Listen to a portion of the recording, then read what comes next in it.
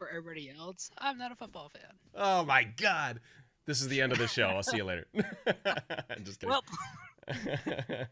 uh, no, the Bills are actually kind of a weirdly big part of the show. So I have a Discord for the channel, right? Like most people do that are broadcasters, and the most used channel in all of my Discord is the sports channel where we just talk about football.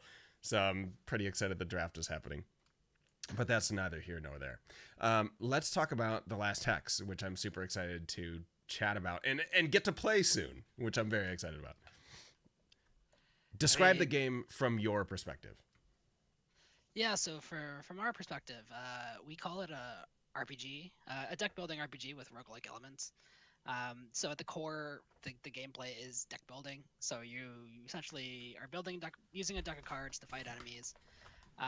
But our kind of twist on it is that we introduce a lot of RPG systems into the game. So we take like stats and equipment, and then that's also kind of a main core piece of the game. Reason being is because each card has a certain stat associated with it. So the higher that stat, the better the card is going to be. So cards can get as crazy good as you want it, really. It's just a matter of how much you put into obtaining the stats to kind of build those cards out. So there's no set upgrade path that you need to follow. There's no like I need to upgrade this card just once and I'm done. It's just always evolving. And then the other part of the RPG side of things is the events that we have. So the events that we have are kind of like mini choose your own adventure type scenarios where you get to Hmm. choose. You're posed with a question, and you get a couple choices, and you got to pick one of the choices. They could be really good for you, it could be bad for you. You can get a lot of money, you could get hurt. So there's a ton of different outcomes for these events. And then as far as the roguelike aspect of it, we have the permadeath, we have the different classes. You can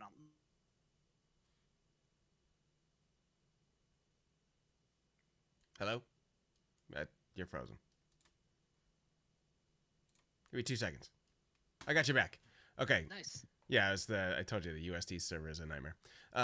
So that's I'm so excited because I remember seeing like you're just talking about the number of classes and all that stuff. I don't know the number. I know you tweeted it, but there's like a ridiculous number of cards in the game. Yeah, so we have 350 cards, That almost is a 350 cards total. ridiculous amount of cards. That's awesome. Then let's see, we have oh god, how many pieces of equipment? I think we're pushing like 250 pieces of equipment. So Uh, I mean, I'm just gonna continue to ask you a million questions about the game because I'm super of excited. course. So you said there's different classes. Are there cards that pertain particular to the class, like class specific type Um, cards? not really class specific.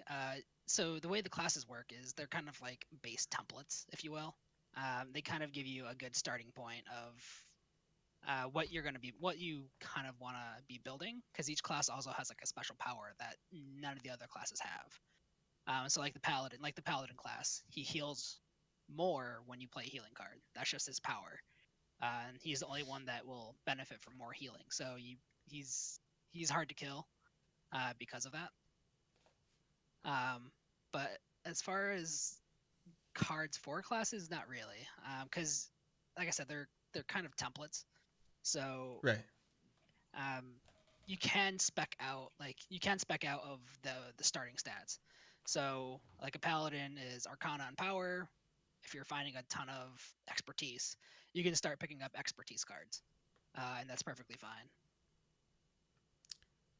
Sweet. So each class has some kind of like is the game played and I don't mean to bring up like competitor products but it's never bad to be compared to something like No, Hearthstone, right? no. I mean that's a probably a welcome comparison in some cases. So like what would you say is the closest comparison game wise, like one or two games that people would know that's pretty close? Yeah, so I mean, there's obvious of Slay the Spire, um, I love for that game. What a good as game. far as the card game mechanic. But I also like to say that we're pretty close to like Binding of Isaac, Awesome. That's a really because good game. you have yeah, it's amazing. It's me and my wife played the crap out of that for like Nice. months straight. Um, but like you have different, like in binding, you have like the different classes. You have like kind of the ambiguity of some of the items. You don't know what they're gonna do, and you're just hoping for those to find those really good items that you can kind of build a whole run around. Right.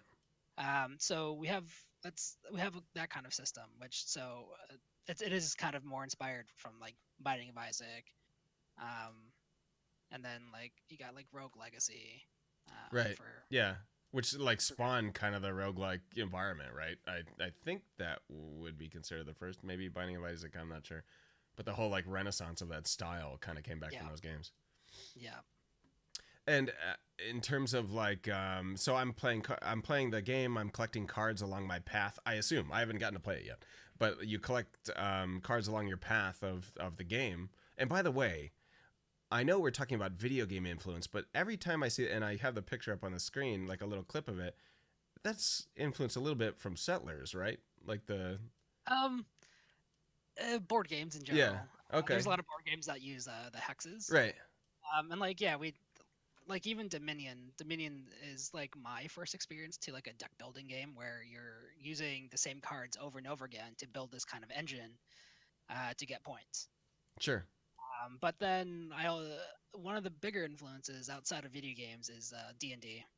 Oh Um, God, yeah. I mean, I've yeah, it I've influences so much. It's like yeah, the like we've base of everything. yeah, so like I played a lot of D&D. I've gotten my wife to play it, and then my partner helping me make the game, he's a big DM, so he's the one writing our events, and it's it it's really fun. It just he does a lot of writing really for the events, and like I said, he's a DM at heart. So Oh yeah, I'm sure the events are fantastic. Then I mean, the DMs in general have such a crazy amount of responsibility as well as yeah, creativity. It's just nuts. Um, yeah, the first thing I saw when I saw those hexes, like, wow, it looks a lot like Settlers. Like immediately, that's what I thought of.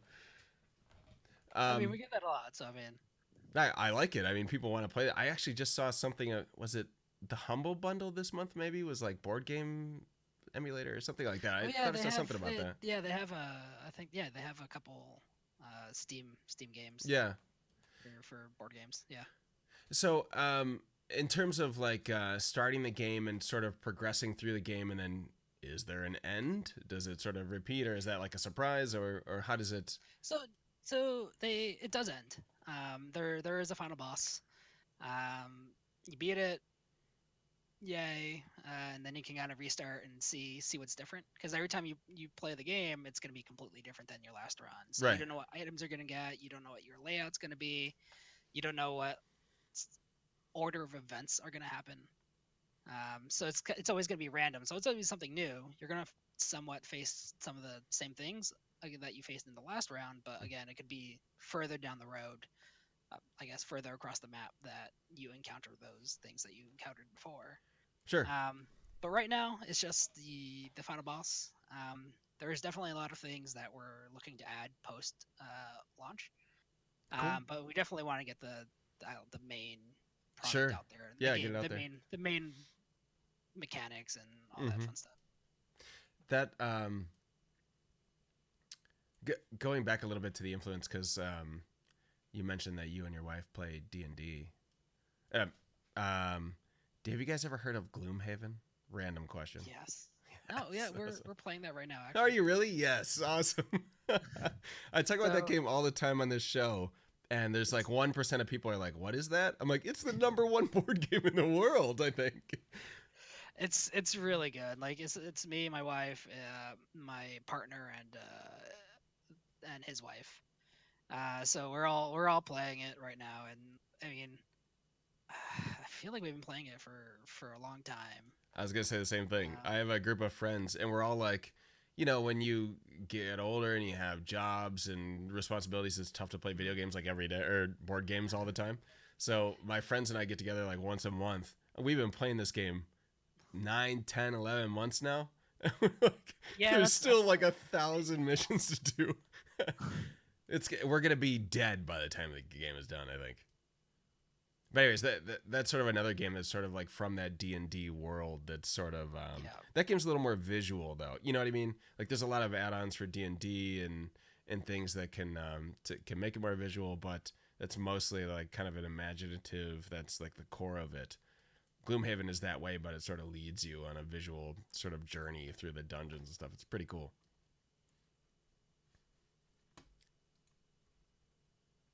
Wait, I got it back. Okay. Hopefully he froze again. Hang on a second. Anyways, as soon as we get him back, Gloomhaven is still like, I swear to God, we've been playing it for like a year and a half. It's been just absolutely crazy. Did I lose him completely? Or maybe his internet? Or maybe he was on East? I'm checking different regions right now. Sorry about the break. Just give me a sec. Let me try ending the call and then starting it back up. Technical difficulties. Hang on.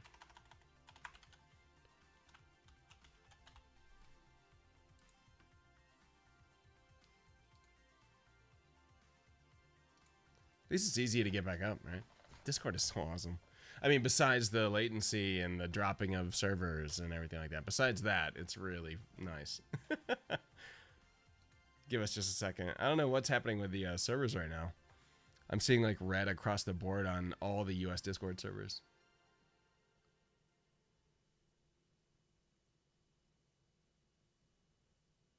The loading circle of doom. Seriously. I mean, I guess I don't want to immediately blame Discord. Just give me a second. We'll check. It could have been an internet issue on his side. You guys can still see me, so I don't think it's on this side. Let me try calling him back quick.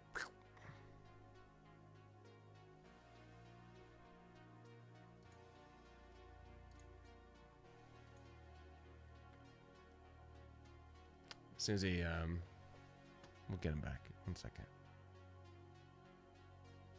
Connecting, maybe. Oh no, he left the call. Hold. Typing. Let me try Central, just in case. Lost internet. Okay, so they'll come back in just a moment. No big deal. We will continue to chat. You can check out their game, by the way. If you let me wrap them for just a second. Go to Steam and type in thelasthex. You can actually see it in a box that way, right? You go there and you can find out more information about the game, but you can also add it to your wish list so that when it comes out, it'll notify you. It's going into early access in like 2 weeks. But if you go to the link, let me post it. And by the way, we're on the break. Thank you so much, Rabbit, for that host. Let me do that. Check out that link right there. It'll take you to the website where it has some video of the gameplay. It's really good. It's really cool. It's I can't do it justice by talking to it, and I can't bring it up right now because we don't have a copy of the game. But it's like there's you know, it's coming out soon. And by the way, if you happen to be a part of the bar, you can go to the announcement section and take a look in there, and you might see a little sign up to be a part of an early test of this game. Go check that out. Especially if you go look at the link, you can see sort of what the game's about, if it's up your alley, which it probably is. I mean, it's some of the best games in the world. He named a couple of them. Influences from Slay the Spire, influences from Binding of Isaac, all this stuff. It's really good stuff, and I was actually really shocked when he said that it was just him, to be honest. Very shocked. I'm sorry, I'm gonna take that down for just a minute. One person developing a game that looks as good as that, 350 something cards. I mean, you know, he really dumped, you know, like his whole being, his all this energy. It's when he comes back, we're gonna talk a little bit about the game development side, and that side of it is of super interest to me, obviously, because I came from the school of game development, and it's sort of I've played games my whole life, so I'm really interested in it. And you know, I went to Full Sail. I'm a part of that, the program action committee or whatever. Yeah, program action committee for the game development program. So it's really of interest. I'd love to ask sort of about more of the tech behind the coding, but one person developing a game like that, especially something that's getting released to early access. Like, that's a huge accomplishment. I can't understate that. Oh, I'm sorry. You tried to call me and I missed something. Let me try this. Hey, Sorry about that. you're good. You're good. Technical difficulties all the time, no matter what. No matter what. I'm actually gonna switch off East real quick. It always defaults me to East. I don't know why. Okay, I got you. Cool. Let me put you back on the screen. Bam, he's back. Sorry about that. You're good. We were just talking about how to find the Steam page. So one thing I kind of wanted to talk about a little bit was sort of the development process of it, because that's of big interest to me, and I know of interest to a lot of people that watch the show in different time zones and things. Mm-hmm. Really kind of nitty gritty details. C#, C++. Yep. So yeah, so we're using Unity, C#. Cool. Did you go to school for that? Do you like is you have a game development background? It's just something you kind of want to do on the side. You taught yourself, or you went to classes for it, or what's the background there? Yeah, so it's a little weird. I do not have like a degree in it. I have a degree in art, but I've been coding since I finished college, so about 10, 12 years ago. Um, so I worked in advertising for a long time. I worked in software development and like exhibit Yeah. development for like museums and stuff. Oh, cool. And then like 2 years ago, it finally dawned on me that yeah, I can write code. Why am I not trying to make a game? I don't know. So I just kind of jumped into it at that point. Yeah. Like just started learning Unity. Like I already knew C#. So it was pretty easy to get into. And like I said, I don't know why it took me like 12 years to figure that out. But That's pretty interesting. Like the art background. Do you do a lot of the art for the game? no, I am complete trash at art. No, I'm more of a graphic designer. Oh, okay, I got you. Photographer, so I get like from a like a website side of things, which is completely different from Right. being able to actually do like actual good art. Mm-hmm. So How do you find Unity? Pretty easy to pick up and go in terms of game elements, or do you take yeah, like a study the tutorial or something, or how did you? so yeah, I did some like Udemy Oh, classes, okay, yeah, but it's super easy.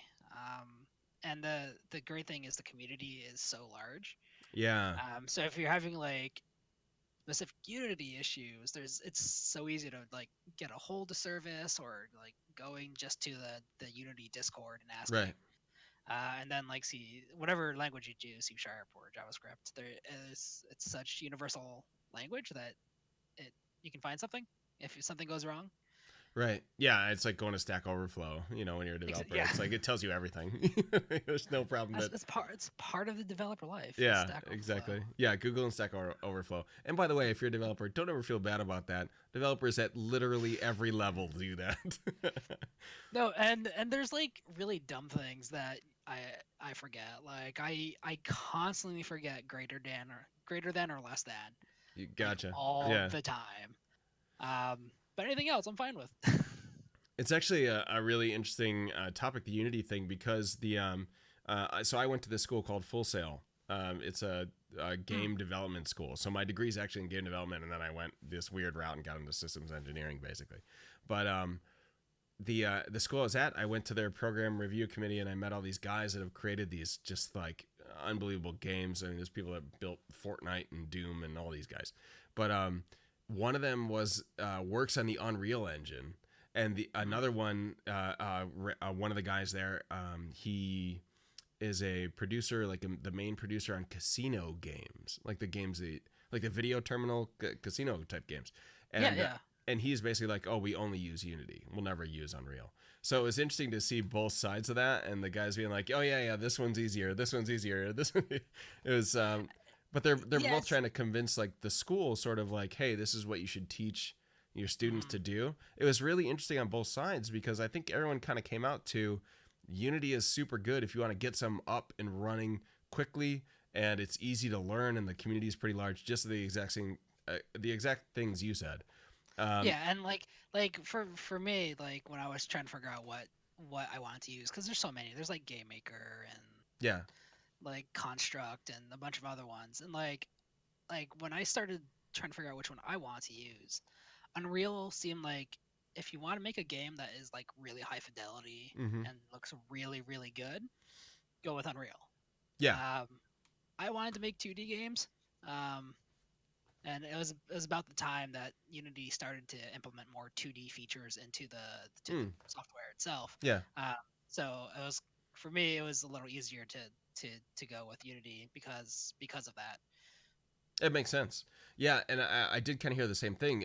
Unreal, has a higher, they have a bit of a higher fidelity, and I think the reason why people go to Unreal is basically because they have a really, from what I heard, I'm not a game developer, but they have a really like easy from beginning to early sort of game development process for Mhm. first person shooters is like super easy in Unreal. So that's kind of what their main game style is, and but the only problem with that is that their floor is like C++, which a lot of times you could say like C# is a little bit easier and it's more wrapped language than C++. So it's a different sort of world, but Mhm. definitely a lot of the guys in the room were like, yeah, if you were a Unity shop, we're an Unreal shop. There wasn't anyone that was like, oh yeah, we do both. It was pretty interesting. No, yeah, and I mean it doesn't really matter what you end up Right. using. It's like as long as you can do what you need to get done, go with whatever really. Right. That's that's so awesome. Um, so in terms of time that the game's been in development, Mhm. years, months, when did you first come up Uh, with the idea, basically? let's see. I think the first push to to the repository was I think like April 18th of last year, 19th of last year. Oh wow, Um, so like literally 1 year almost, right? yeah, April yeah, 19th, pretty like much. it's like a year and a month, a year and a week. Yeah, exactly. So so it started development then. Um, completely different game at the time, but that's when we first started. Well, Yeah, when I first started coding that's a lot for of this freaking particular work. product. I mean, I guess I don't know game development, but one person coding a game like this is going to release on May 10th. In a year, that seems like a ton of freaking work. I mean, I like the code. Right. I mean, oh, well, I hope so. um, that's awesome. I mean, I know that you have some people were helping with the art stuff, right, in the story Yeah. writing. But in terms of game code and the complexity of, as you were saying, sort of choose your own adventure. That's a lot of what's the word, like divergent paths of code that can go. That Yeah, to some degree. Well, so like because of all the other coding I've done throughout the years, I'm very like modular centric. Like if mm, I can't reuse my code for something else, I need to write it so that it could be used for something else. right, So like we made systems with a card. So like a card takes me just a couple minutes to just get a card out that works. right. It takes me a couple minutes to get an event out that works. So like I built all these systems that made it easier. It took more time at the start, but like once those systems were in place, it was pretty easy to just make something on the fly or add something. That's smart. Yeah, I know when I went through the program at Full Sail, we did a little bit of the same thing you're talking about. We built these like level editors and item Mhm. builders, or I forget what they called, like equipment managers or something. And they were just Yeah. basically like you spend a lot of time coding these pieces that can enable you to just quickly code up a lot of different assets in the game. Mhm. So that's so cool that you sort of like, that was had to be taught to me to figure that out. And you're just like, oh yeah, I did all this stuff. Like you Well, sort of figured it out as you go. well, it's kind of like I said, I like all the software work I've done for non-gaming related Right. Yeah, that's a good point. systems. Like it's kind of one of those things. Like I kind of learned over time, and it's pretty much a lot of the same rules Right. when coding for a game. So that's the kind of one of the reasons why I went the C sharp route is because I kind of already had experience on that as well. So Oh, cool. Um, you were at Magfest. A Yes. festival of music and gaming. I actually is that what MAG stands for? Music and gaming. Yeah, I don't, music oh, and okay. gaming. Yeah. Oh, great. I didn't even know that. But I remember we were chatting. You're like, yeah, we're gonna be at MAGFest. I'm like, oh, cool. I don't know what that is, so I looked it up, and It um, is. It is amazing. You should go. yeah, it looks sweet. um, the so I sent a friend of mine. I didn't send like I'm commanding her to go do something, but a friend of mine, Gamer Kitty, and someone who's a part of the bar, which is a separate community that I run that we're sort of working on some stuff with. She came down to see you or see Yeah. the booth or whatever, Yep. Yep. and she didn't give me details on like who she met with. She met with you and talked about the game. She's pretty excited about it. But like when you go to those things, do you ever find it sort of I don't know, daunting? Are you kind of excited to get the word out, or is it I like swarmed by people, or how does that go? I love it. We've been to to to definitely what is like probably 10, 8 or 10 cons Oh, okay, throughout the year. And we've gone to cons that had like 300 people, 400 people throughout the weekend. yeah. To cons that are MacFest, which I think is like 30,000 people Oh, throughout. really? Holy crap! I didn't know it was that many. Oh my god! It's it's huge. Wow. So going from the small cons to some of the larger cons that we've been to, Yeah. it's night and day. It really is. Hmm. But like at the smaller cons, we actually end up building more of a community. So I would put Replay FX as far it is a bigger con if you're Yeah. there for pinball. Yeah. If you're there for pinball, it's a very big con. But It's also very competitive if you're there for. yeah, but it's like as far as the indie side of things that they made, that was very small. Yeah. There weren't a lot of people that were there for that. There weren't a ton of devs, but like the people that did come by, like we still like talk to them. Yeah. Uh, they're on our Discord server, and it's really good for building that community aspect Right. of a game, which is important. Yeah. But then there's MagFest, or another one called Play NYC Oh, I've that we heard of went that. Okay. Yeah. Yeah. to, and then those are just literally a blur. Um, So that's actually like a. I'm sorry, I didn't mean to interrupt you. But no, like no, a separate question, like if you're at the smaller convention, obviously, if you're thinking about it from a business perspective, you want the game title and the indie studio name in front of as many people as possible, right? But you get more one-on-one time at the smaller cons, right? So like you were saying, like those people will come and join the Discord and you'll make those connections and things and get a better personal relationship. mhm. Um, and maybe at some of the bigger cons, it almost turns into like a, and I've called TwitchCon this, by the way, like a cattle call of people just like pushing through, let me get something free and then move on, something like that. So in terms of, since it's just you and you're also trying to promote the brand and get people excited about it and get as in front of as many people as you can, do you prefer the smaller con to make those close connections, or do um, you like the bigger kind of hustle and bustle con? I, it's they both have their quirks really. So like my partner that's helping me, that's doing like a lot of the writing, a lot of the math. Mm-hmm. He lives in Rochester also. Oh, okay. So we go to cons together. My wife and his wife kind of support us. So like at MacFest, it took all four of us to man that booth. Oh, wow. Um, Okay. and for some of the smaller cons, we can get by with one person, Mm. 2 people for the weekend. Yeah. Um, but as far as getting out there, you have to be really loud. You have Hmm. to be in people's faces, like just standing in front of your booth and asking people that look your way. It's like, hey, I have a game. Want to look at it? Because there's a bunch of really good GDC talks kind of about this subject where like Yeah. people only give you like 10, 15 seconds of their time, and then they're off, and then they're gone, and you're just kind of a blip in their weekend. That's actually a Um, really good analogy of that, because that's how I felt a little bit at TwitchCon. Like I would walk through, see a booth, kind of look at it for a minute, look who was there, and then just kind of move on. So you're right. You do have mm, to grab someone's attention like right away, right? Yeah, so like we tried a bunch of things. We like had our banners really high up. We had a TV playing Hmm. our trailer, like blasting our music really loud. We tried to group as many people as we can to make it seem like we're a small mob. Right. Yeah. Because people bring people. Right. Like Yeah. Yeah. Yeah. that's You how it gotta look works. popular. Yeah. That's why clubs do VIP only, right? Make Yeah. people stand outside. Yeah. And then we did like a speed running challenge at MacFest, so we had people coming back.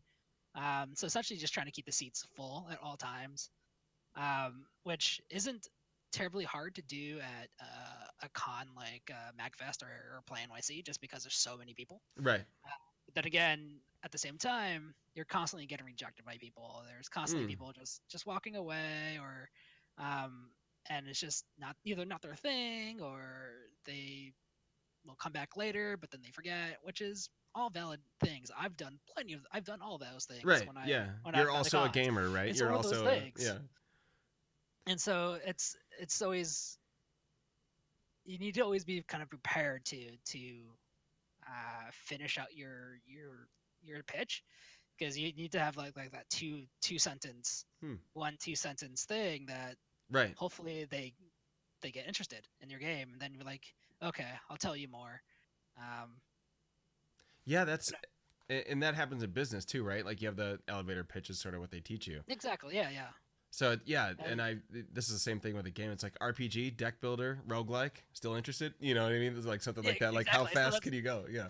yeah, so like I always have to start with that. Last X is a deck building roguelike RPG, um, and see if their head moves or some Yeah. kind of body reaction. And if they don't walk away, awesome. Because, Right. like again, I've done this before where I've just kind of like, sorry, walk away. Right. Yeah. Yeah, and I've been like that at TwitchCon and things. I'll go to a booth, I'll hear what they have to say, and I'm like, I'm really not interested, and just kind of move away, and it's just not your thing. But obviously, those people are fine with that because at the same time, you don't want to waste your time when you could be talking to someone else that Exactly. could be interested. So Exactly. it's a good mutual thing to break it off quickly if you're not interested. Yeah. Um, And then okay.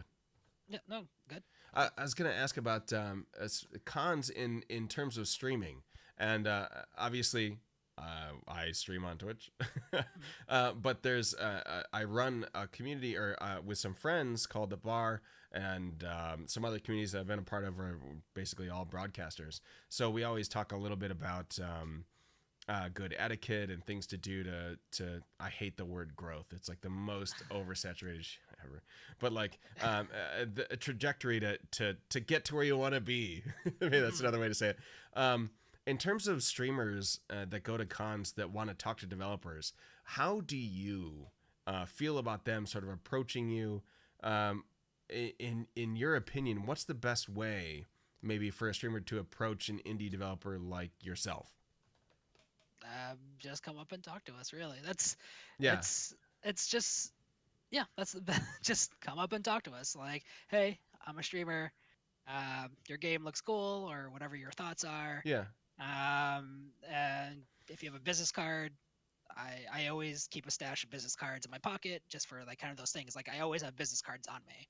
So like whether it's like media, streamer, sub, a musician, we get a lot of audio people that come by, Oh, really? That's really and, interesting. and Okay.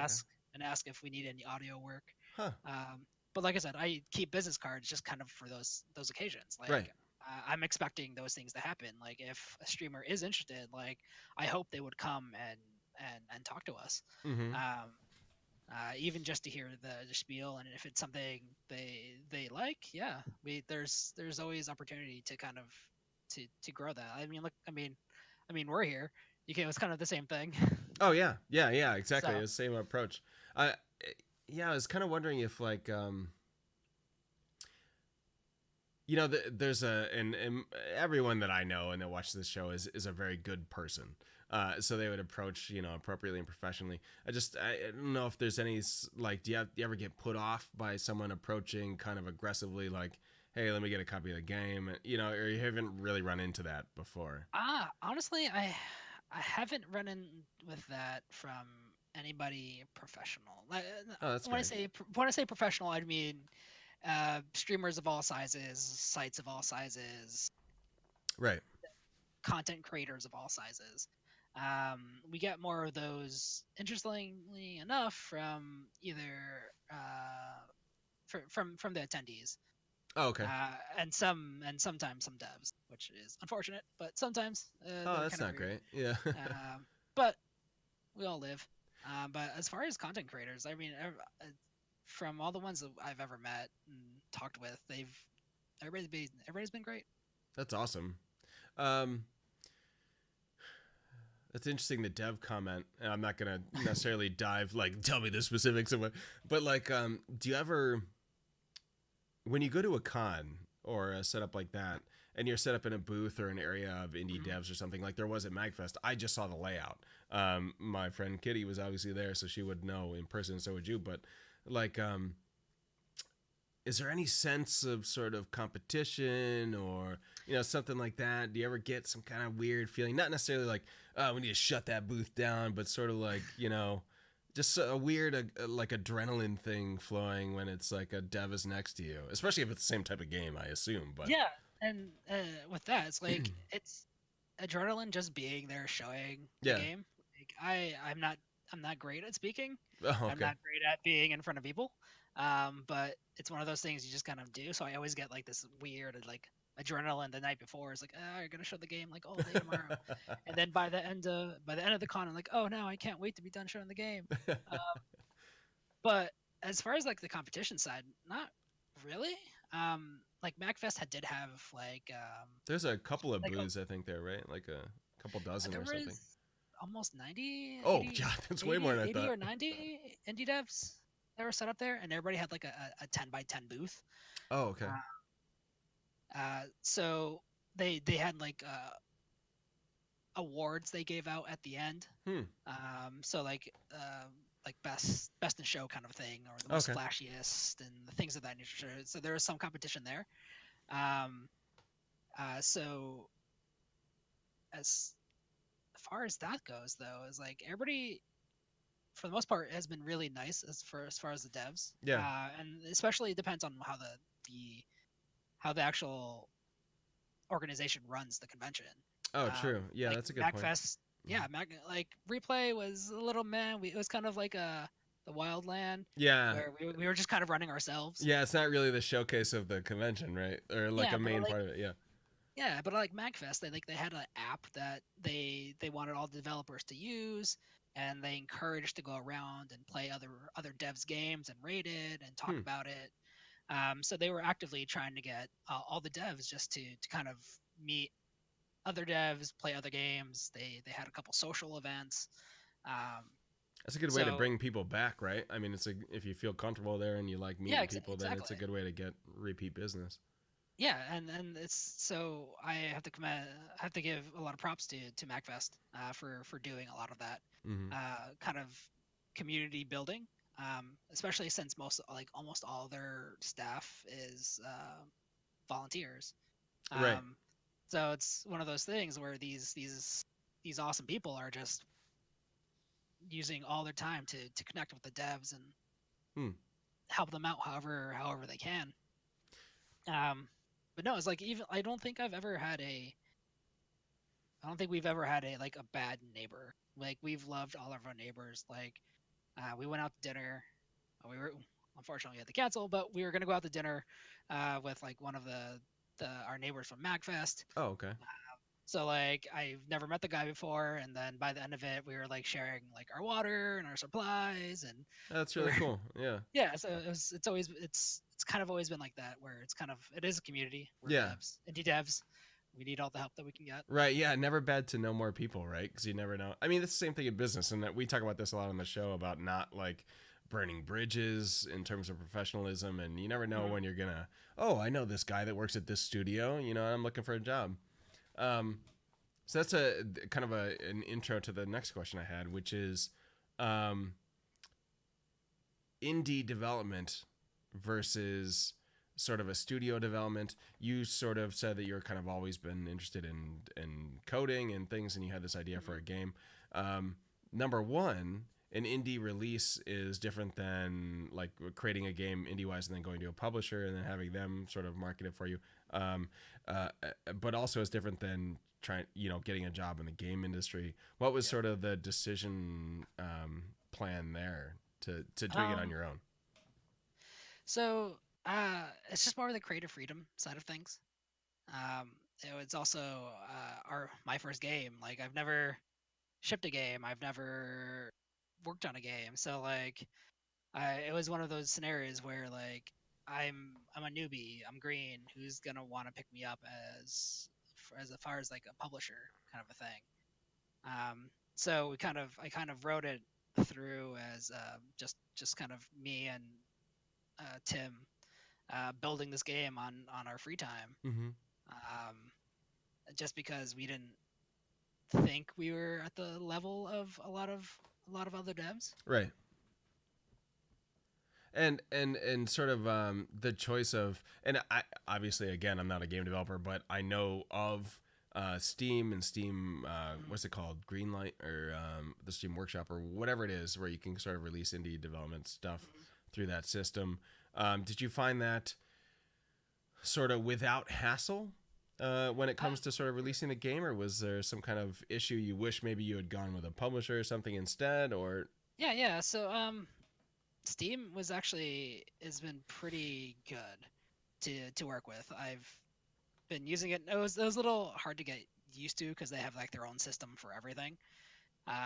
So learning those systems and like what they allow, what they don't allow, took us some time to figure out.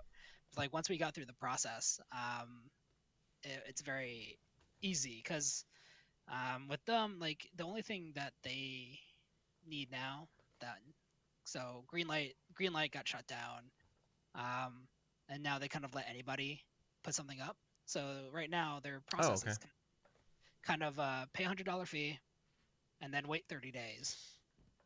And then there's a whole process about they'll test your build, make sure that it's whatever you say is in the game is actually in the game Right. before you can release it. So they do have like a pretty rigid release process Okay. that I've been going through the past week. I actually failed the first time around, Oh, really? Okay. but that was more of my fault.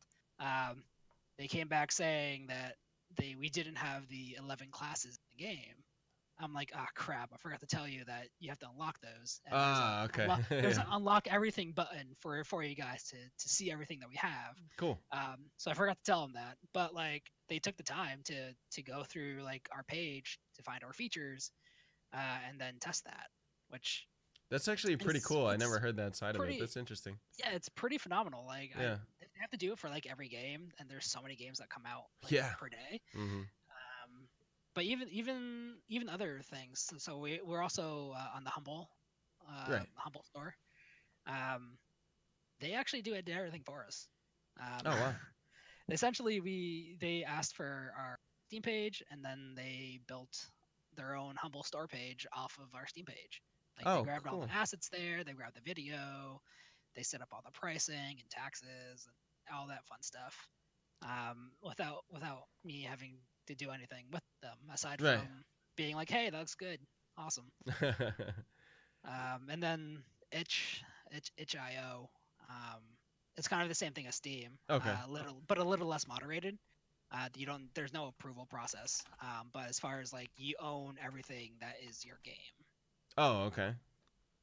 Oh, I So got like you. Yeah, indie stuff. yeah, like Okay. yeah, you own your analytics, you own your marketing, you own your page. If something's misspelled, that's on you. Sure. And that's kind of the same thing with Steam, where your game is yours and you need to market it. We have some algorithms that'll help, Mm-hmm. but that's for you to figure out. Gotcha. Um, I really want to get into the. I think I might save it for the gaming trend topic we'll have in a couple of minutes, but like, you be thinking about it. The whole issue with Epic Game Store and all that stuff that's happening right now. Yeah, I'd love to hear about that. Your opinion from an indie yeah, standpoint, but first, I would love one of the big things we do on the show, both in terms of streaming, because everyone makes mistakes when you stream.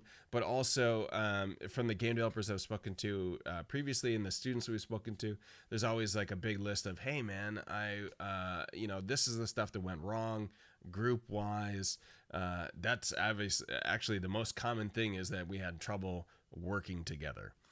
You don't have that problem, maybe in this case, but in terms of stuff that, I mean, this game it's been a year and a week. So in that amount of time, what would you say has like been a couple of the things that have gone wrong that maybe you wish didn't go wrong? Obviously, that had been a little easier to do. Um, there's so many. That's great. No, it's we only learn from our mistakes, There's, right? You don't learn oh my from god, success. so many mistakes. I actually just did a talk about this.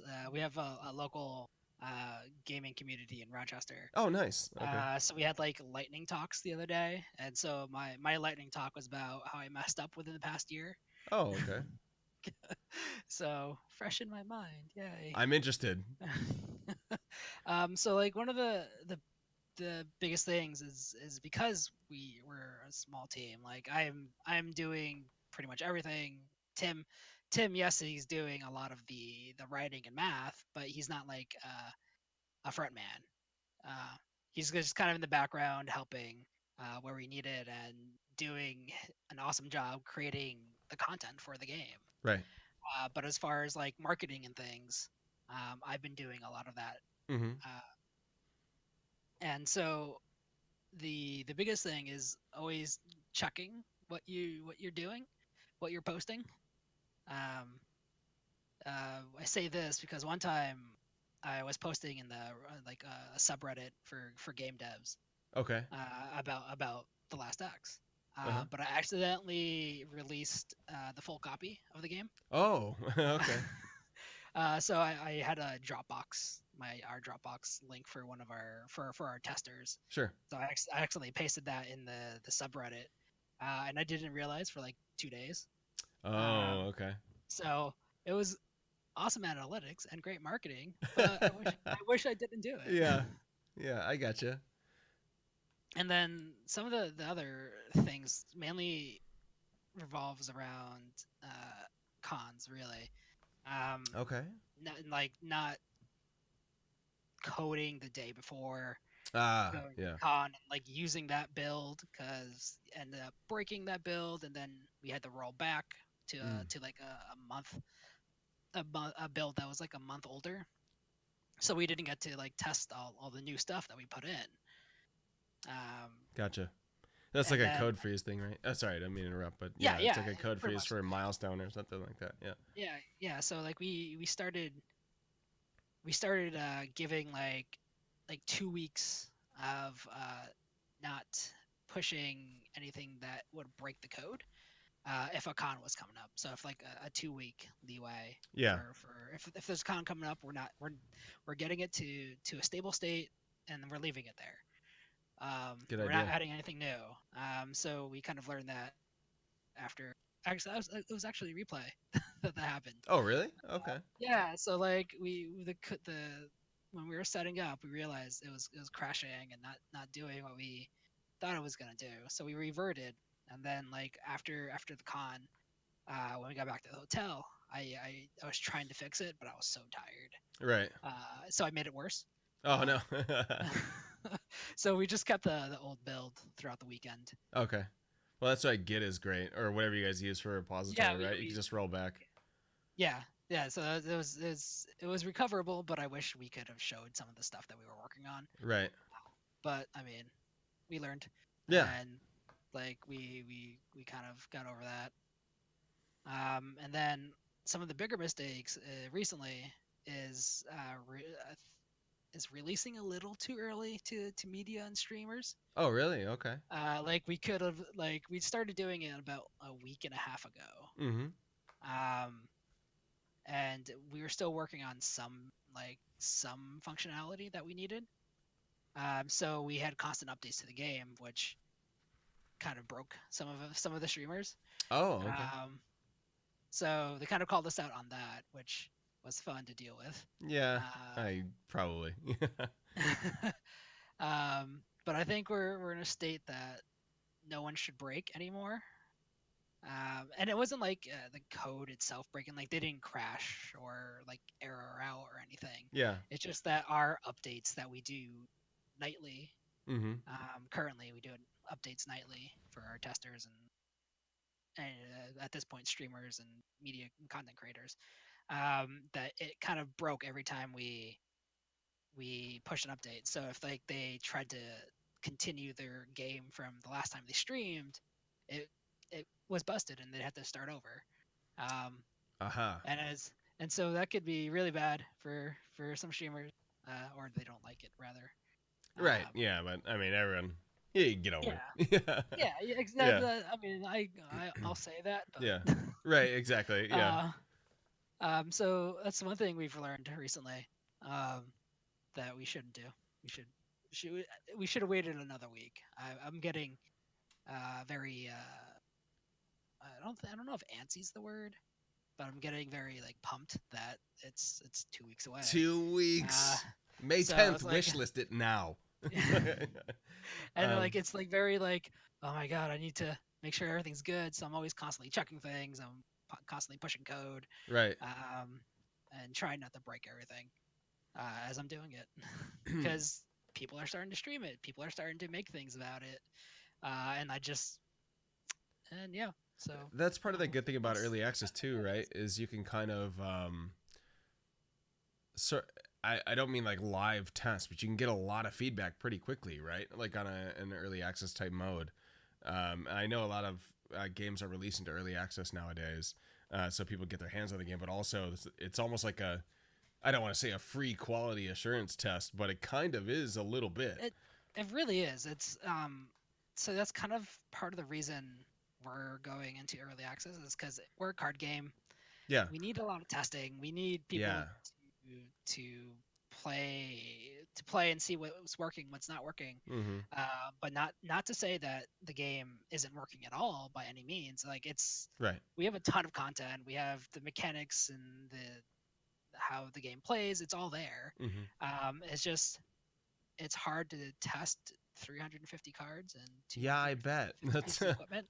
Um, so so hopefully we can kind of use early access to kind of at least figure out those really like edge case bugs that we can't reproduce or our testers um, haven't been able to find, Right. and have a chance to fix it. But at the same time, it gives us a chance to see how the community responds, gives us a chance to see what people want out of the game and Mm-hmm. what they would like to see. So it definitely helps us figure out what to build or what to prioritize. That Um, that's interesting. I wonder if like when you collect all this data, and when I say data, I mean like comments back or through the Discord or whatever. People are testing it and saying, "Hey, I like this. I don't like this." There has to be some threshold for change, right? Like if I yeah, play a game and I don't like this card, change this card. You're not gonna go on what one guy says. You know what I mean? exactly. Yeah. But if 100 people are like, this card is super OP, and maybe you start noticing like a certain deck build is the Mhm. only thing people are playing, then it's like, Yeah. hey, we should go take a look at what they're doing because they're flying through the game on a set of 10 cards or whatever. Um, that's and like you're saying, like there's only you're one person. There's a couple other people involved, right? But there's only there's an enormous amount of permutations of card decks and card styles that you could play on. It's impossible to test that. You know what I mean? Even with a huge team of dedicated testers, it would be Yeah. impossible. Yeah. It's we have how many testers do we have? We have 11 like active testers. Um, and they're great at finding things, but like then they come up with some of the weirdest things I would have never have thought to try. Right. And like, that shouldn't have worked, but it does. Um, so we get a lot of that, but then yeah, like goes back to like it's good to get that mass feedback. Sure. Yeah. Like yes, like if everybody hates a very particular aspect of it or wishes there was some mode or something, it could very well just jump up in our priority and Hmm. be like, okay, people really seem to want this.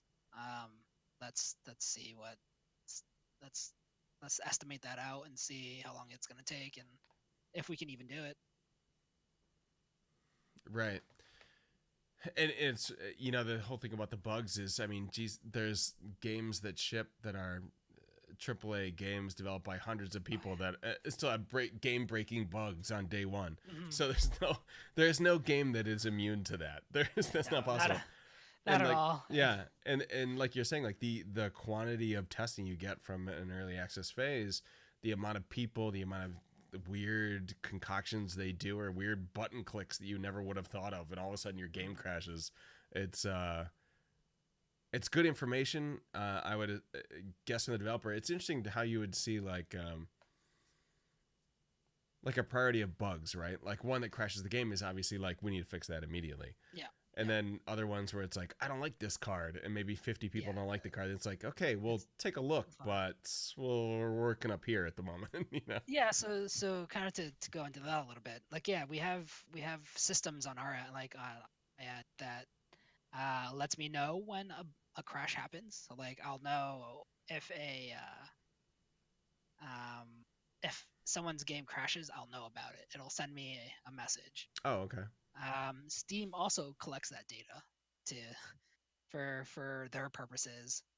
Um, but then there's also analytics that I built into the game. So every time you play a card or buy a piece of equipment or like get killed by a certain monster, like I keep a tally of that. So like I get to see is like if no one's saying a particular card is super powerful, but it's being bought like 80% of the time, Yeah, then maybe that's it something to might take a look at, maybe. exactly. So like we have some systems on our end that help us kind of Hmm. I guess balance the game a little bit more Yeah. without having to completely rely on the community. Right, and the same thing with like I'm sure you see things like, you call it to a boss, and maybe there's 10% of people have actually gotten through the second boss. Obviously that's a problem. Maybe you need to go in and take a look at the tuning, or or whatever health thing. Yeah, I mean, WoW does that all the time, right? They got to all go of through them. and Yeah, check all their raid bosses and all that kind of stuff. yeah. And then I saw Odd Garrett actually asked the question that is kind of pertinent to the discussion. Oh yeah, have you Uh, removed any features that you really wanted because they didn't test well, or left any in despite of them not testing well? It's interesting. yeah, so there's actually a number of things that we've tested out. Um, it's mainly around monsters. Hmm. So we got a lot of feedback that the the gameplay loop is good, but the monsters were just you just hit them over and over again Oh, okay. without doing it's not as in depth as it could be. Hmm. Um, so we tested a bunch of different scenarios out, and what we actually ended up coming out with was giving enemies powers. So like every enemy has a certain power that you kind of have to play around. There are certain enemies that'll like break certain builds or make it harder for certain builds Sure. to work if you come across it. So it's kind of like a face check to see like okay, are you just building this single thing? Right. How do you deal with it if we throw this certain thing at you? So that tested really well. So we decided to implement that to all the monsters. So like every monster has its own gimmick really. Mm-hmm. That essentially you have to work around, which then made the combat more interesting. Yeah. Sometimes you have to really think about what you're going to use because its power may do something bad to you if you don't pay attention. Right. Makes sense. And then there's also definitely a ton of stuff that we're hoping to add in the future um, that didn't make the cut for timing reasons.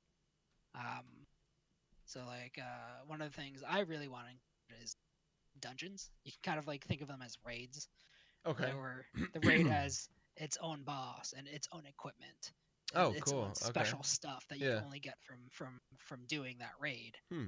Um, so we started building that out, but just time got us. Yeah, Um, and which is actually, it's funny, that's part of this next section is time. A lot of these developers I spoke to when I was at the program advisory committee were saying that, some of them, my studio absolutely does not do crunch time. Other studios, crunch time, that it happens. You know what I mean? And I think you were sort of alluding to it earlier, where like, before a conference, we're trying to code. You're trying to code stuff in real quick to get a new feature or something in. Um, Hindsight to do something differently than previous.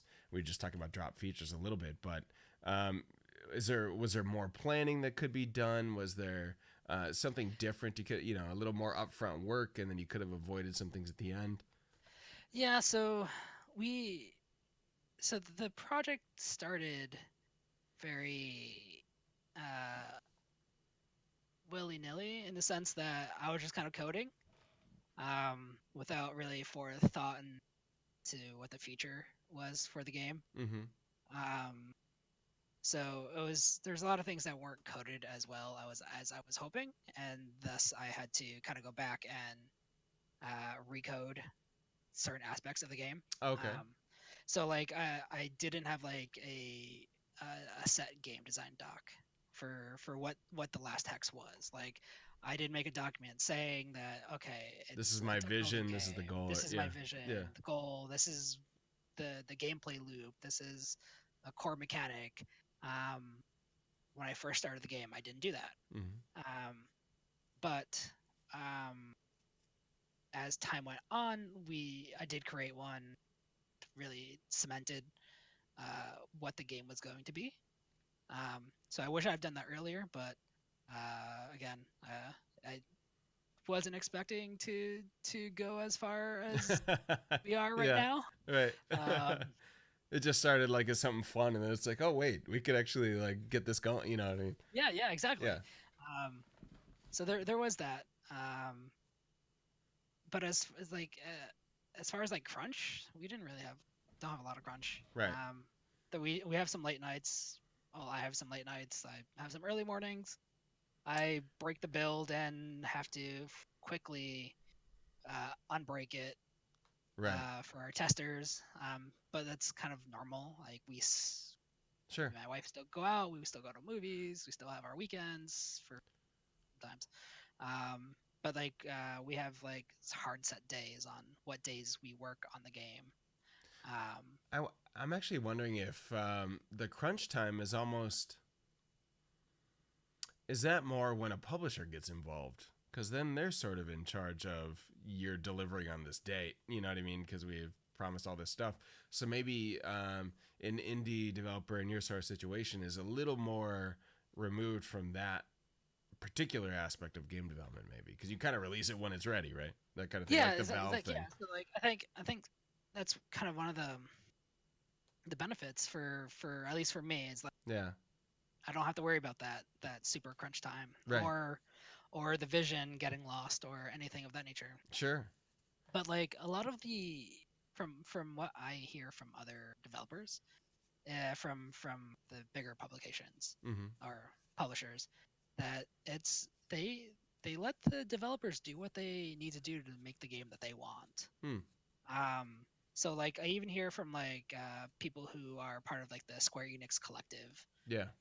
which is kind of Square Enix's indie, like they publish indie games, that they have a lot of free. They have a lot of the devs have a lot of control over what they make, and Yeah. that's Square Enix. Square Enix isn't a small company, No. Yeah. so it seems like there's definitely a lot of publishers that may have crunch, but will let the developer make the game they want. That's good. I mean, we just saw recently, the emergence of Apex Legends was a weird thing, and Mm-hmm. that was kind of, those devs quickly came out to say EA doesn't have any say in our development, and EA sort of backed that up, saying like, yeah, we're not involved in that process. We just are publishing their game. So I'm wondering if maybe it's. I don't know the game development world, but I think some publishers sometimes have it's a business, right? So publishers Exactly. have deadlines. They need to get things out. They have promised dates. They have revenue Mm-hmm. goals to meet. And, I they, mean, like look at like No Man's Sky. yeah, Like that was all Sony that pushed them to get it out Right. as quickly as it did, and it didn't go so Didn't well for go the them. greatest. Yeah. I But actually hear that game is pretty good nowadays. yeah, exactly. Yeah. That's what I was gonna say. Is like, but they did an amazing job at like kind of revamping the whole game, and it's actually good. Yeah. That's actually a really good cautionary tale probably for indie, not Hmm. necessarily indie, but for development in general.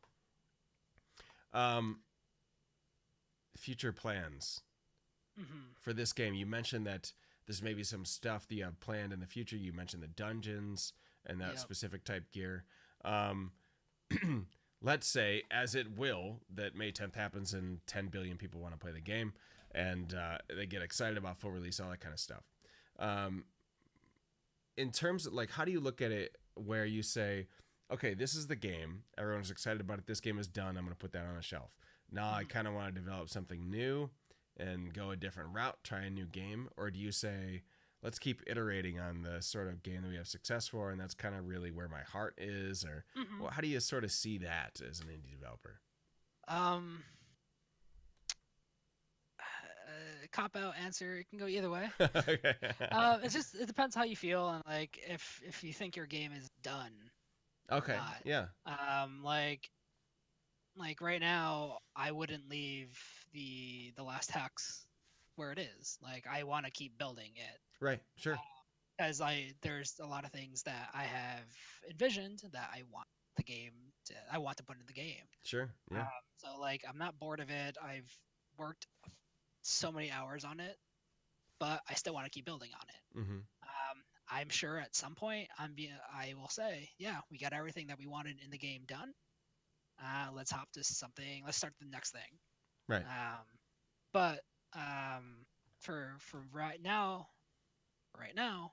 I'm thinking that this is probably like another year worth Yeah. of development, and I don't mind that.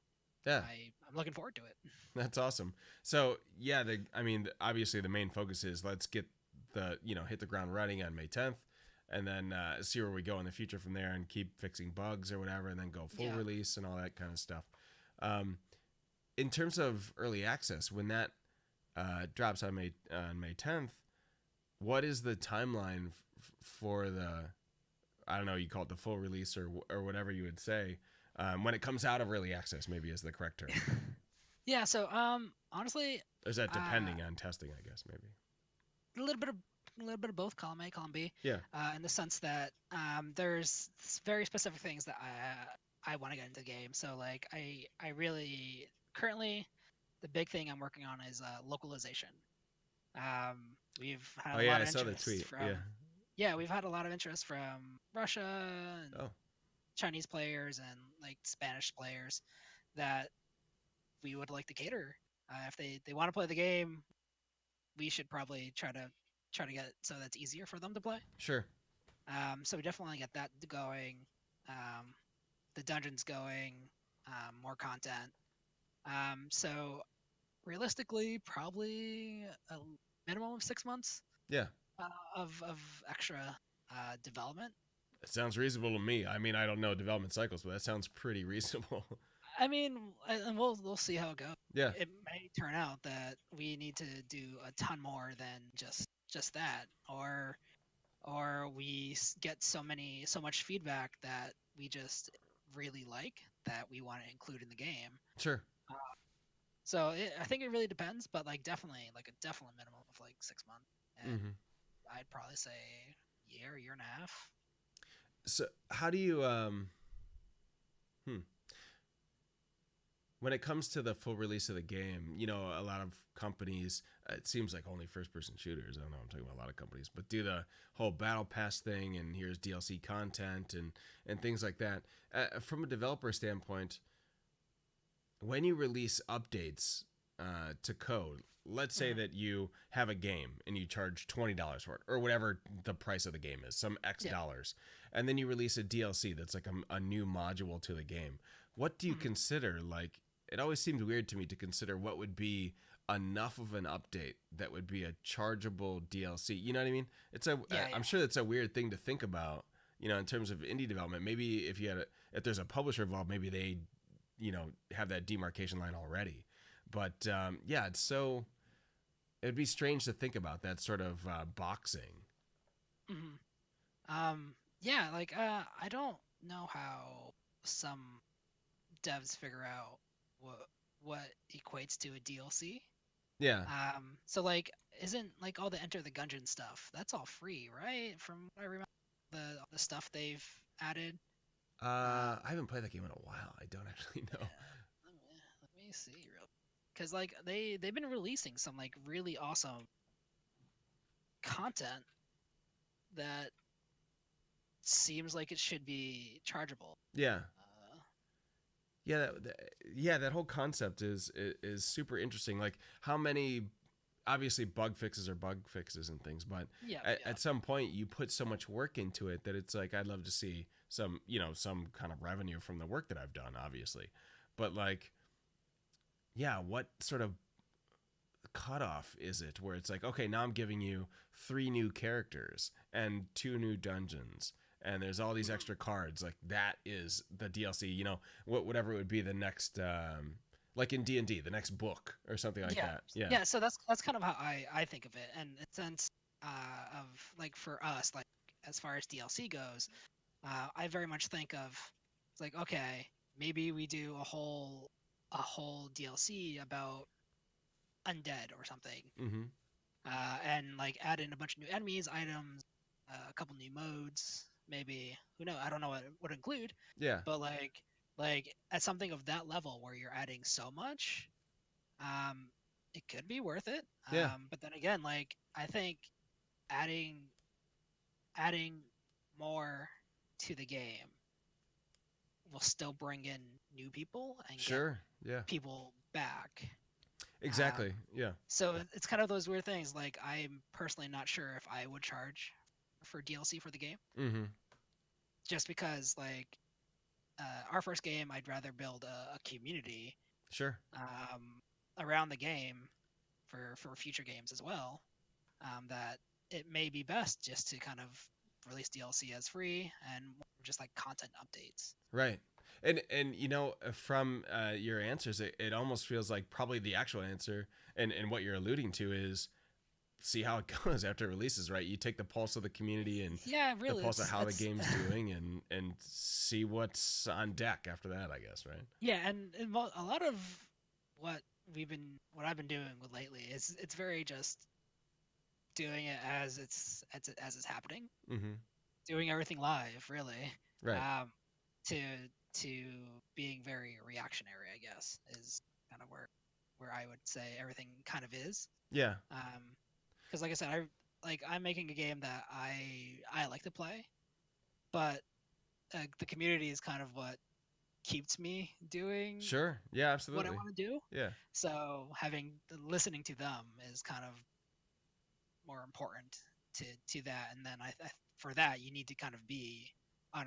You need to be reactionary. You need to be Right. always in Twitter or is uh was it Discord and Mm-hmm. very like community boards or even in the Steam comments and community hub forums and everything just to see what people are saying.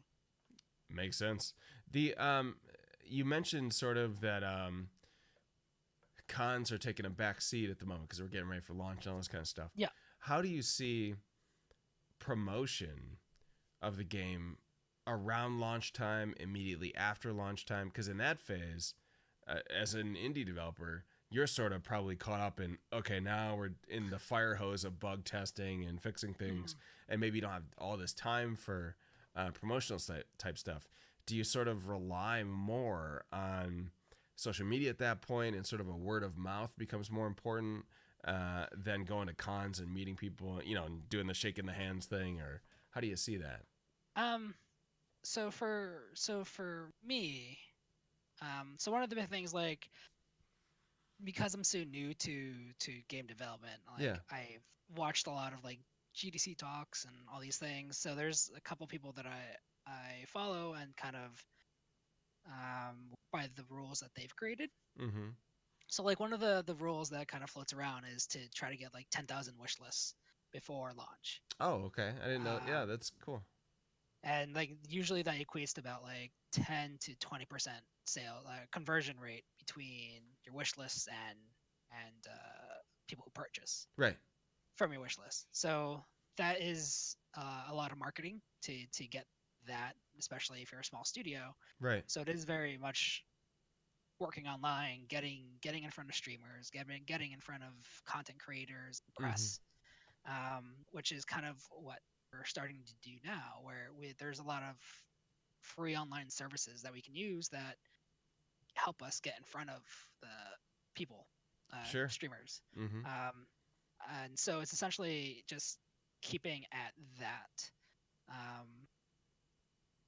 above everything else at the moment. So just making sure, continuing to reach out to streamers and content creators. That's where I think the most marketing is right now. Um, and especially because you can be very specific.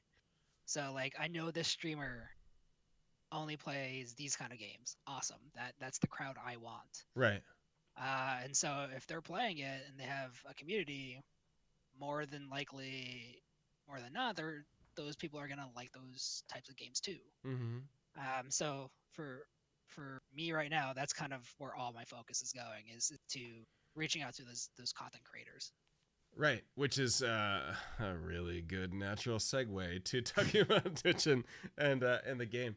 The That part is very interesting to me. We've heard a lot recently, and obviously there's huge names in the Twitch world that have basically forced the success of games, right?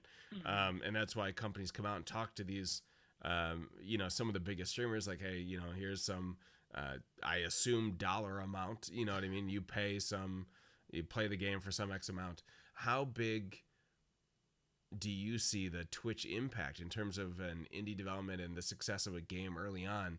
Is that, I guess it's a multi-tier question because I've always wondered, in a marketing plan of a company or in a publisher, where does Twitch marketing rank in terms of the old school marketing? We start talking about Mm-hmm. magazines or television or whatever it is. Is Twitch now kind of the premier area because of the huge swath of different personalities and different game types and Mm-hmm. niches and things?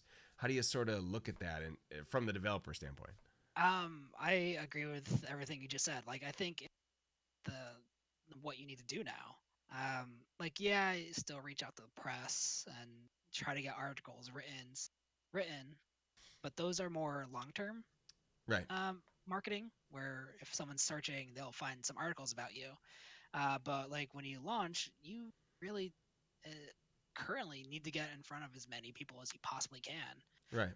For most games, like you have your launch day and maybe the week that you launch to kind of make some money, Right. to kind of to become more than just something that got overpassed. Yeah. And then to do that is getting that live, um, that that I'm trying to say there. Is just reaching out to those content creators, like play my game. Hopefully they like it, um, because that can really push you over the edge. Like we've seen games that become popular overnight because of streamers. Right. I mean, Apex Uh, Legends is like the latest thing with that. No one even heard yeah, about that game, and then or all of a or even sudden it like was like, yeah, like or even like Baba Is You. yeah. Baba Is You got really popular really quickly. Um, because I think because of streamers and YouTubers. Mm-hmm.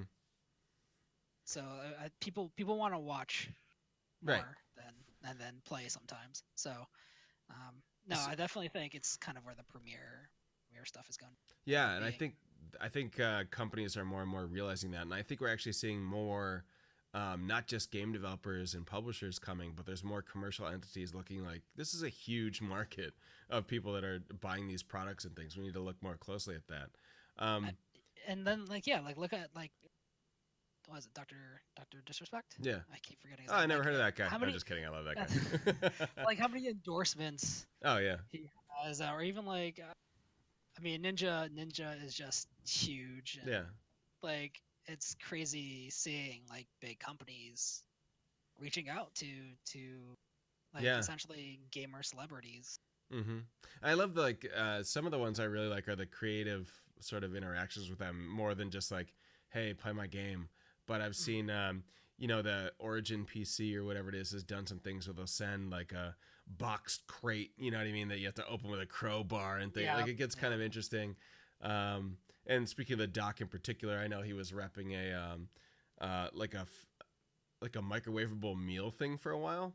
And like Mrs. Disrespect would sort of well now Mrs. Assassin or whatever would sort of feed him on the stream of this meal company. It was really kind of strange and interesting, but he has different ways to promote brands and things. Yeah, Um, yeah. but yeah, I think you're right. It's pretty crucial to get in front of as many people as possible. And the other part to that, which has sort of been a hot topic on this show before, we've talked about it a billion times to different publishers too, is and actually a replay is when the I talked with a publisher that was at replay that's actually from Erie, and they were sort of talking about how they interact with a lot of streamers and a lot of streamers are interested in Mm, all their games, but what they have a problem doing and what they don't have enough time to do is to sort of search through the streamers that are interested and find the ones that kind of not only have the most bang for the buck, but also fit the niche of the game and fit the mhm. theme and we talked about a lot about on this show, and I've been streaming long enough to know that not everyone can stream every game. No, yeah, Not everybody can stream horror games. Some people are just better at it. Not everybody can stream first-person shooters. Uh, so, as an indie developer and also kind of your own sort of publisher, in a way, you're kind of everything rolled into one. Um, is that an impact to you? Like, yeah, I'd love to get this in front of as many people as possible, but I really love to have some deck building type people really dig into it. You know what I mean? yeah. And like if exactly what you said, like I constantly look for people that I think fit the genre or fit the game well enough. But at the same time, it's also their personalities that I look for. Like there are some streamers that are are a little bit more ruder, I Yeah. guess, when they're playing. As opposed to like I've seen some streamers who like could be playing what some people will consider the worst game ever and having the time of their life. Right. Which I think is for me is more important. Right. Like having someone who's truly enjoying what they're doing and having fun and always finding the brighter side of things, I guess. Right. For me personally, does uh, I would probably buy something that they would be playing because of who they are and like kind of the personality that traits that I look for when I'm looking for streamers Right. to even just watch. Um, but like then again, there's still people that even though I think they would be good, there are others that maybe go against the grain of what particularly I'm looking for, but the market that they have As is what I big as you need. have to consider that too. Yeah. Yeah, it's like I get it. Yeah. unfortunately like I would still need to talk to this one person even though like they may not talk as much Yeah. or like they may not understand it completely. But they have like I said they have such a huge market that I still kind of need to reach out to them. Um, That's interesting. The and I'm sure the influence, and it's weird to say like the influence you have over your viewership. That sounds so weird, like they're slaves or something. But like, that's got to be a huge impact for publishers and for indie companies. Like, how influential is someone in saying, "Hey guys, go get this game"? Like that means a lot, even if they're terrible at streaming or even if they're not good at playing the game. mhm. That's really impactful for a publisher or developer. Yeah, without a doubt, and it's interesting because like I've mentioned before about the sites that like kind of aggregate Mm-hmm. like streamers and content creators Yeah. on like what they consider to be like high influence. Yeah. So like they give all their approved Hmm. content creators an influence rating. Okay. So like with me, I can go through and see like what the site considers certain streamers to be as far as like influencing, which is interesting to me because I don't know much about the streaming world. Yeah. Um, So I'm always curious about how accurate these numbers are, Yeah, that I'd love to take how a look at that. Yeah, influential that's someone interesting. is. This is why we in the community, and we've talked on the show 100 times about using links to things on your page and your promotions through sites like Bitly or something that could track mouse clicks, because then you can use that sort of analytic data to say this Yeah. is the influential count of what we promote or whatever. But Mhm. no, I we are a pretty large community of streamers, and the many communities I'm a part of, but also just being around for a long time, you can watch a show that might have 100 200 viewers, something like that, and you'll see that there's not a whole lot of interaction happening. There's not a lot of closeness in the community, and then you go to a community that has 30 40 people watching, 20 10 people watching, and it's just constant. Everyone's really involved and excited about the community and excited about Mhm. what that person's streaming. So you're right, it's like you gotta sort of hand pick a little bit. You gotta take a look at, precisely at, maybe that person's numbers are there, but then you go to their channel, it's not really for me.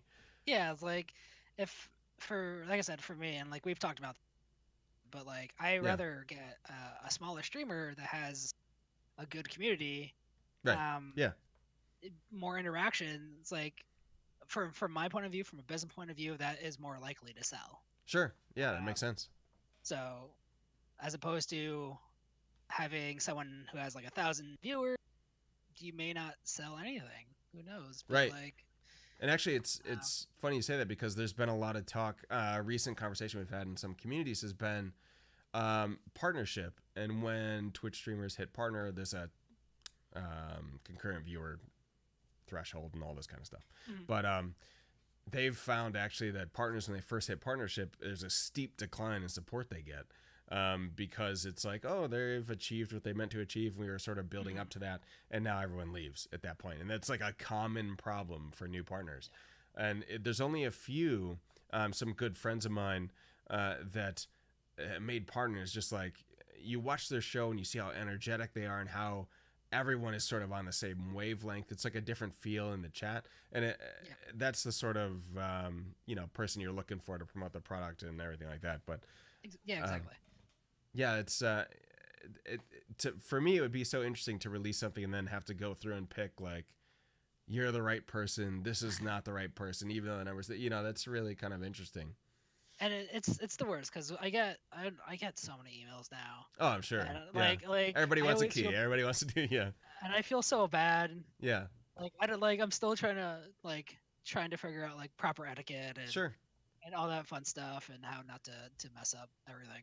And I'm sure some of it is trial and error, right? Like, because it's sort of your first release, so it's, Yeah. you give it out to some people and they, like, oh, okay, maybe I should avoid that, next time, or whatever. But yeah, that's it's sort of like trial by fire at this Yeah. point.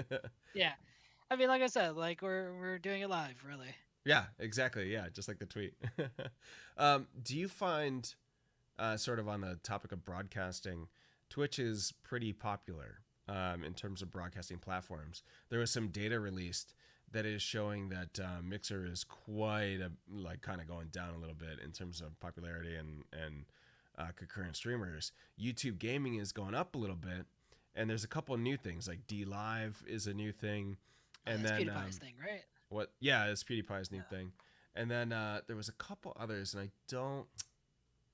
I had them listed, and I don't remember them. But do you find the people that contact you, a huge majority is from Twitch, or do you find some YouTube and all that kind of stuff as well? So it's mainly Twitch as far as the streaming, Mm-hmm. but we do get a lot of content creator on YouTube where like it's not live and Oh, you want to do a let's they play do or the whole something? thing. Yeah. Yeah, it's like more of a let's play, or they record for a couple hours and then Mm-hmm. splice something together. So it's yeah mainly Twitch and YouTube from non live side. From the developer Um, standpoint, do you find you prefer one or the other? More of like a canned, produced video that YouTube might have, and obviously YouTube is, they have access to a huge viewership, just from their own algorithms and people that use it in devices. Or do you like the live feel of someone playing the game? Both, um, maybe. I don't know. I do like uh the canned YouTube Yeah. uh And I stuff. wasn't saying can to insult it, by the way. I was just No, no, that's not yeah, not at all. yeah, It's like that's more of it's more thought out yeah, than live. Like hmm the only reason is because I am like deathly afraid of something going terribly wrong during right, a live stream, right, yeah, where everybody's gonna see. Whereas a YouTuber, they just might not publish something. That's right, no one will see the mess up. right, Um, so that's more of my what I'm afraid of, I guess.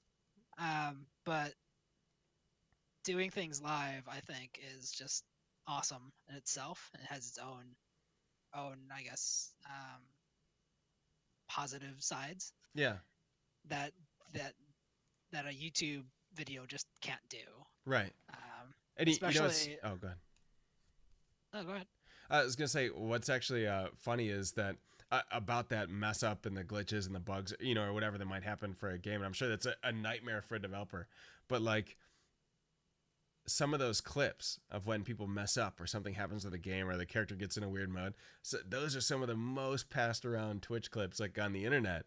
Live stream fail is a huge subreddit Yeah, when people yeah.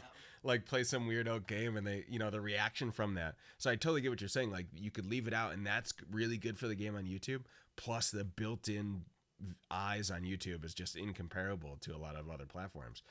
So that would be really good. And a well-made Let's Play is Mhm. priceless. But at the same time, you get sort of, and this is why I like the live broadcasting more than a YouTube for my own self, because I like that. I like the chance that there's a mess up coming. People watch Saturday Night Live not because it's necessarily funny comedy, but because they like when characters break, right? Like they Yeah, like when yeah, something goes yeah. off script. So that's it's kind of you have that chance on Twitch, which maybe, as you say, gets left out on YouTube. Mhm. So And it's the like, best of both worlds, to be in both camps, yeah, and really. like, my wife watches a lot of the streams that go live Yeah. that have been going live recently for tax. Mm-hmm. It's fun. It's fun just watching the comment. Like Yeah. it's like that's something you can't get from YouTube. Yeah. So because of that communal aspect, like some people are like, there's an item in our game called Mysterious Egg. Um, that that's all you get. That's all the information you get about the item. It's a mysterious egg. And Does it so hatch into a whenever dragon? I I want to close know. close, it does hatch into something that does not. Over time, it takes some time. Yeah. But like it's fun seeing like what happens. Like there was one stream where it's essentially the entire chat section just turned into like egg emotes, and That's like awesome. exactly, it's fantastic, and it's so weird, but It's it's something you can't really plan, so right? interesting. Exactly. Yeah. As a developer, you're not like just wait till he gets the egg card. You're never thinking that. That's really cool, and I bet it's really fun and sort of like heartwarming or whatever you want to call it, or emotional to like see your game being played on Twitch and be like, holy Yes. crap! Like, look how excited this person is to play. I remember writing this exact piece of code and coding this text in, and they had a lot of fun with it. That would Yeah, be and really that's cool. definitely something that I truly enjoy. Yeah. Even when we go to the cons, it's just fun seeing people returning, and like like I said, we've met so many people that we still stay in contact because they stayed with us like all weekend. Like at Replay FX, like there's three people that played, I think, like a total of like 40 hours. Holy crap! Yeah, that's Yeah, awesome. and like they were Especially at there. replay. I mean, everyone goes for the Yeah, pinball. If they're sitting down to play games, exactly. that's Yeah, it's huge. like they were there first thing in the morning. They were there until closing. We snuck them in and like kept them after closing. Um, That's so cool.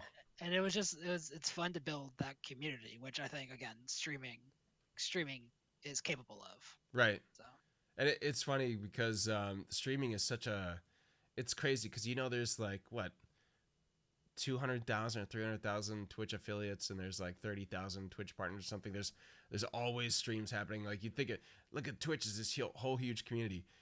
After being in it for a while, you'd be surprised on how close knit most of the community is and how many people know each other through different avenues. Um, so especially on Twitch when like a game takes off in a certain community and kind of gets people get excited about it yeah, could really catch on pretty quickly, and all of a sudden you have people, playing it on their free time when they want to, and then bring, I had a lot of fun playing this game. We're gonna play it on the stream today. All this kind of stuff. So that word of mouth is probably huge for the Yeah. stream community as well. Yeah, I agree. We skipped one of the things I wanted to talk about because I got so excited to jump to Twitch, but the in terms of trends for gaming, and this is sort of not necessarily related to the Last Hex, but in terms of game development in general. There's obviously kind of a joke that every single game in the world has a battle royale. Let me get this question out of the way. Is there a battle royale in the Last Hex? Not yet.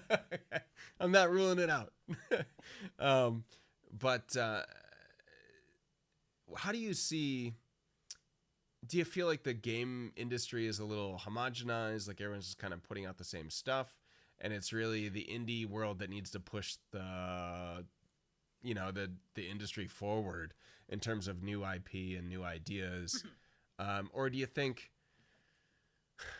I don't know, do you think it's in a good place, or how do you feel sort of from the developer standpoint about the overall state of game development industry? Yeah, I think it's a weird mix of stale with new ideas. Like there is, so I kind of equate it to like the movie industry. Like the movie industry always goes. So like right now it's superheroes. We've like there's Is there a loops. new superhero movie out? I haven't. I don't spoilers. Anybody? Um, but like I think the gaming industry kind of goes through the same thing where Yeah. there's like it seems like it's kind of like the whole what is it, single player games aren't dead Right. kind of scenario Mhm. where there's a lot of really good single player games coming out that are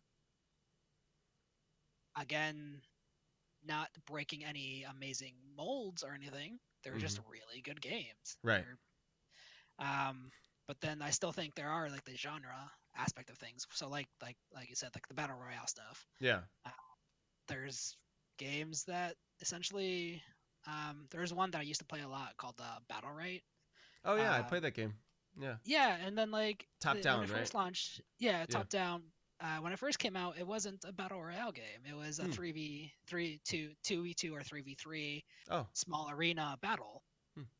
But then suddenly they switched everything, and now it's they have a battle royale mode. Right, like Fortnite started out as not battle royale. Yeah, it's like it was like a kind of like a survival. Yeah, survival and that's when I played it, and I didn't play it with battle royale. But then there's like definitely trends. So like I kind of lean towards the card game side of things. There's quite a bit of card games being made right now. Slay definitely had something to do with that. Yeah.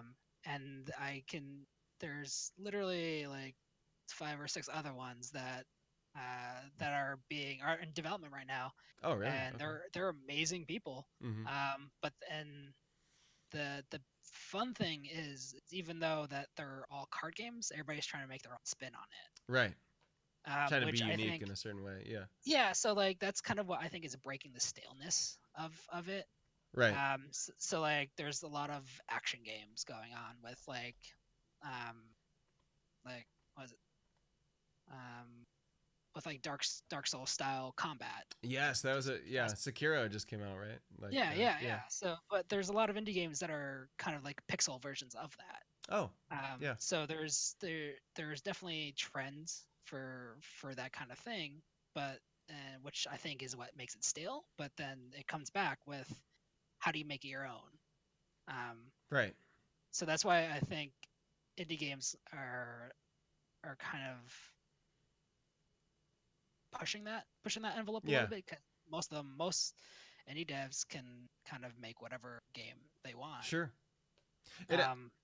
I think some of that innovation that you're talking about, the indie developers being smaller than obviously AAA studios or anything like that, or publishers, is like they're free, as you said, to sort of, they have more freedom and independence to push that genre forward.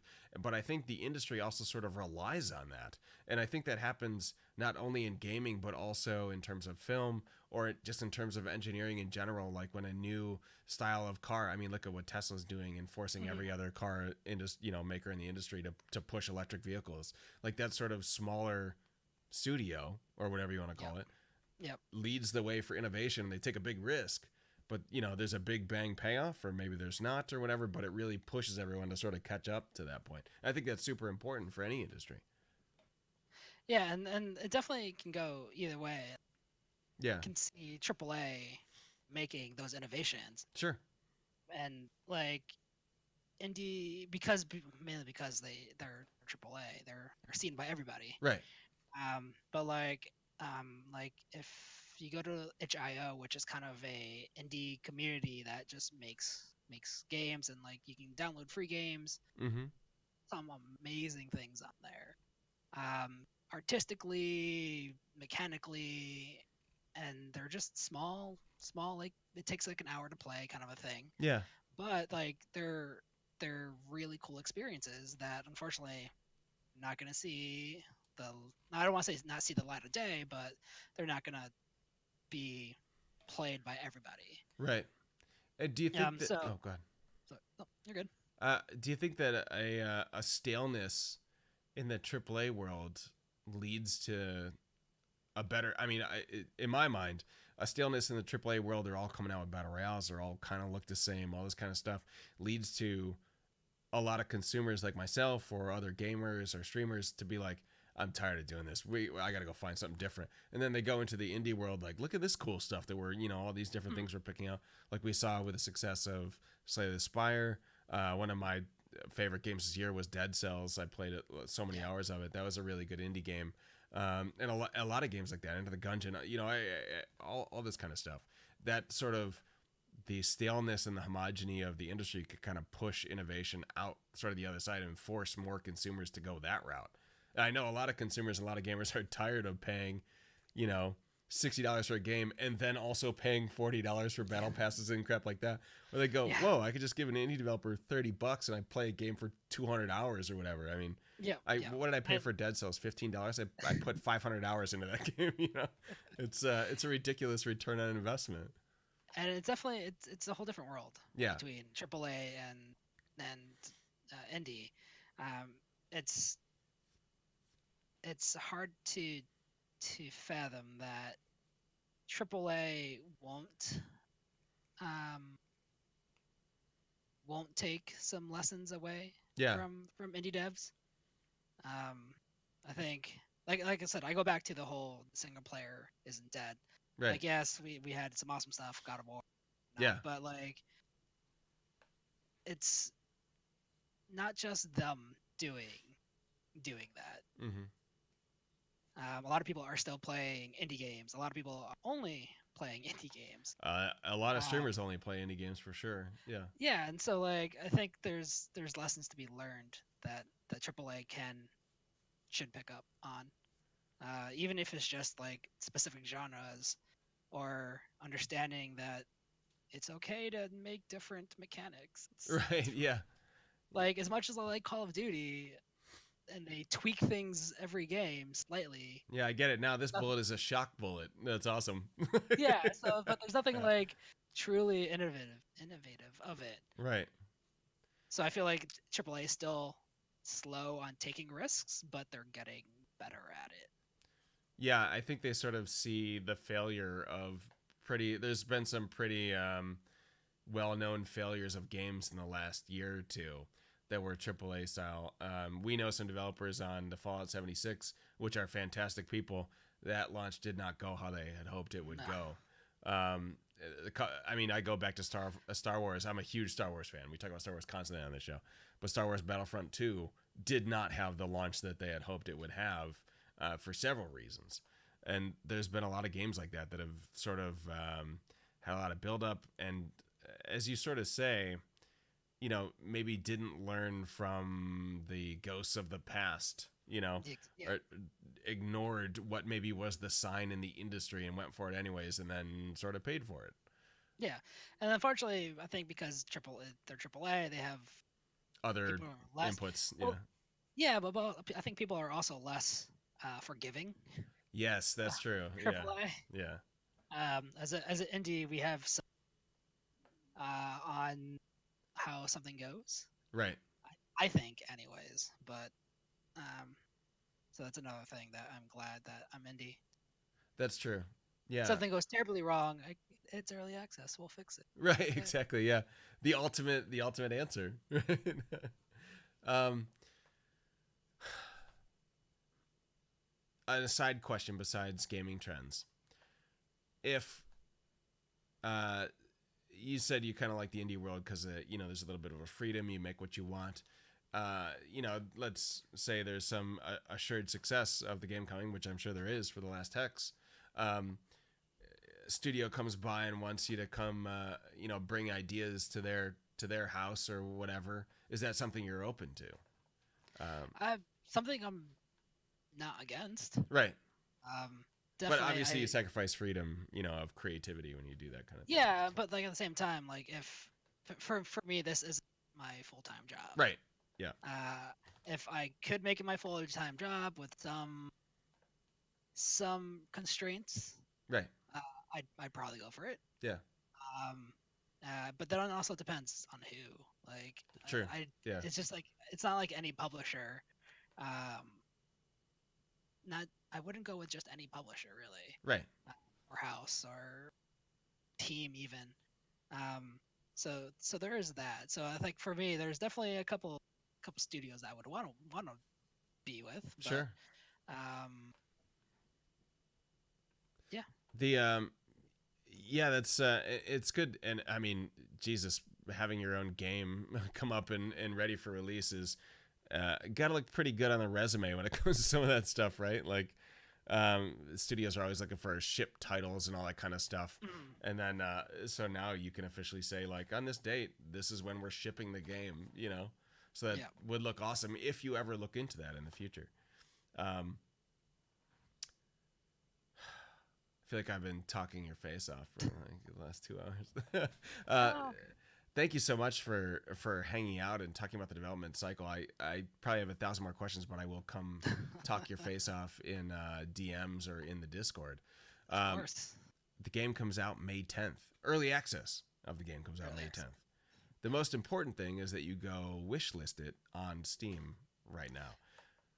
Please do. Um, what else? Where can everyone find you? Social media. I So have your yep, link up there, but go ahead. yep. So it's always that indie studio. We haven't created any links specifically for games. Thatindiestudio.com or that indie studio on Twitter, Facebook. Uh, Discord is also discord.gg/ that indie studio. Oh, I was just gonna ask for Uh, that. Yeah, I was looking around on the website, like, oh, I don't have his Discord info. Okay, cool. yeah, so it's just discord.gg/ that indie studio. Gotcha. Um, and then currently we're looking at Steam and Humble for main platforms for purchasing. Right. So, Since there is a number of streamers that watch this show, a lot on VOD and recast and things like that. If they were interested in talking to you about streaming, would they just find you on Discord? Would probably be the easiest way. Or... yeah, Discord or email me, Luigi at thatindiestudio.com. Visit our page, our website, thatindiestudio.com. There's a contact form there. Just reach out, really. Like I said, we're starting to try to get more and more streamers to try it out. So yeah, no That's matter how awesome. big or small you are, feel free to reach out. Perfect. Yeah, and we're consolidating a list through the bar, which is a community that I co-founded with some friends for that indie studio to get some people involved with that. So I have a list for you coming. But if you are a part of the bar, there is a whole page dedicated to you signing up for this game and maybe working something out and being a part of testing and early access and all that kind of stuff. Thank you so much for coming on the show. It is awesome to it's the bar bad man. No, it's good to see someone who shares my love of garbage plates and the Buffalo Bills, Luigi. The Woo, Buffalo Bills. Woo! Thank you so much. Well, thank you for having me. Absolutely. we will look forward to May 10th, and yeah, all the success, man. I will definitely be playing the game, so I'm super excited. Thank you, thank you. For the rest of you, I'll be back in a moment. I'm gonna go get a drink. We'll do post show stuff and then play some games of some kind. Don't go anywhere. I'll be right back.